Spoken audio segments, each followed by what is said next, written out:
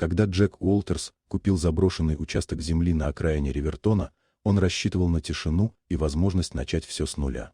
Дом давно сгорел, от построек остались лишь фундаменты, а в центре участка зиял старый каменный колодец, заросший травой и кустарником.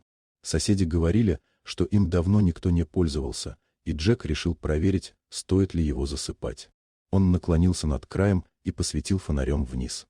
Луч скользнул по влажным стенам и вдруг выхватил из темноты нечто неправильное. На дне лежали светлые округлые формы, не похожие ни на камни, ни на коряги. В следующий момент Джек понял, что видит. Его крик разнесся по пустому участку, и фонарь выпал из рук. Полиция обнаружила на дне колодца человеческие останки, кости 7 мужчин. Судебная экспертиза показала, что тела пролежали там от 30 до 50 лет.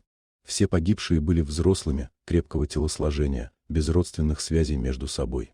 Причиной смерти в каждом случае стало насилие. Следователи начали изучать архивы и старые дела о пропавших без вести. Постепенно выяснилось, что в разные годы через Ривертон проезжали мужчины, которые бесследно исчезали по дороге.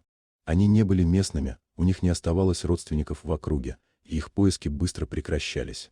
Нить расследования привела к человеку, чье имя давно считалось символом порядка. В те годы участковым в этом районе служил Гарольд Миллер. Он жил неподалеку, знал все дороги и часто дежурил на трассе. У него было право останавливать машины, проверять документы и задерживать подозрительных проезжих. При жизни он пользовался доверием и умер, так и не оказавшись под следствием. Следствие пришло к выводу, что именно он выбирал жертв среди одиноких путешественников.